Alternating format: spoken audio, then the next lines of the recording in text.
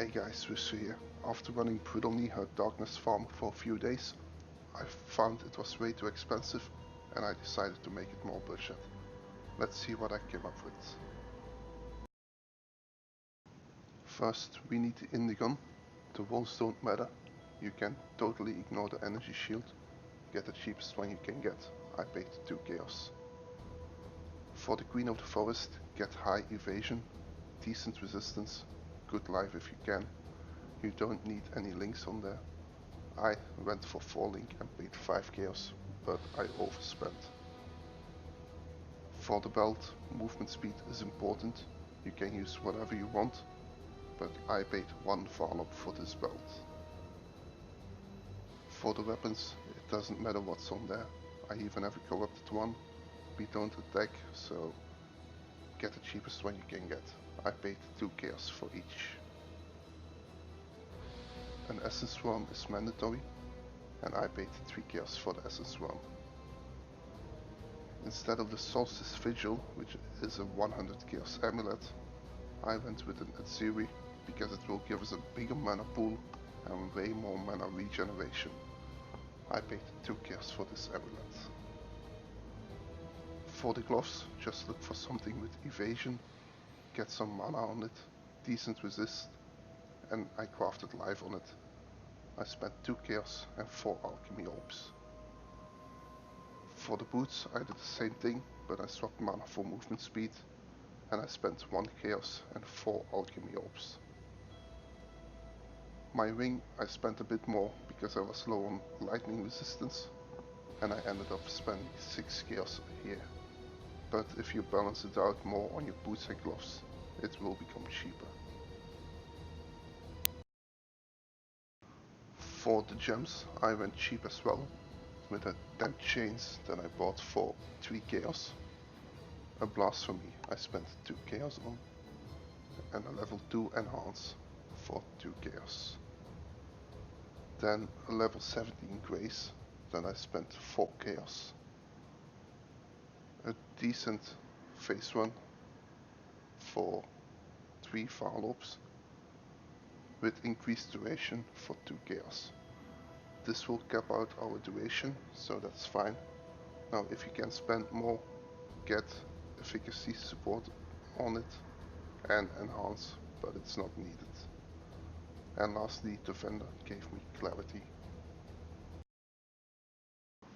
For the flask, get an enduring eternal mana flask, suffix doesn't matter. I paid 1 chaos. A Lavinia for 2 chaos. I threw on any Quicksilver for my stash, but you can go with Adrenaline mod if you can.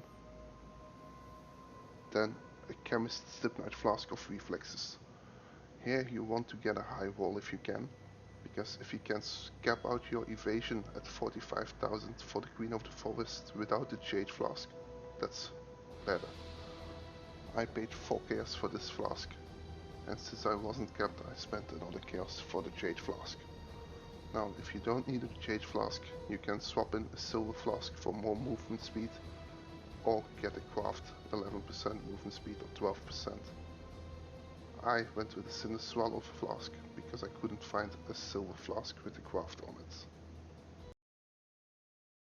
For the jewels, you only need a Venarius jewel, because we need the agnostic. The walls don't matter, get the cheapest one you can get. I paid 35 chaos. My other jewel slots are empty. You can use them to fill out your resistance or get life, mana and movement speed. I would suggest to get Fleet Foot on your amulet, but since this is budget and you mainly take this for the cooldown recovery of movement skills, I picked up Avatar of the Hunt.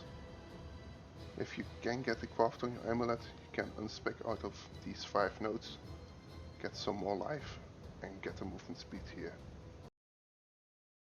Okay, now let's see what we can do on an 85 budget build. So we go into a depth 499.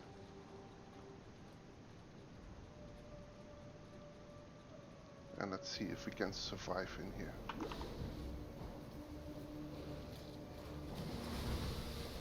everything is then chained, nothing is attacking us, and we can run perfectly in the dark.